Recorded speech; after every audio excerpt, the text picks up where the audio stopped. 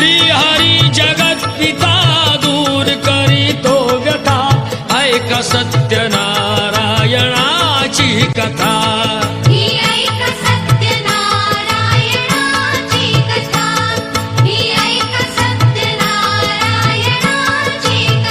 कुलकामुको राजा होता महाथोर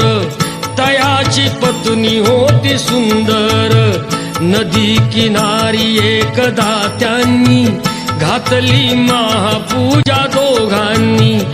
आले एक नौका त्याच मार्गानी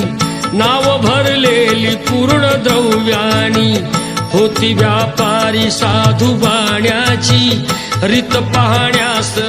संध्याकाळीला आगाशी कोण नितेश रावांचं नाव घेते घरच्यांची सून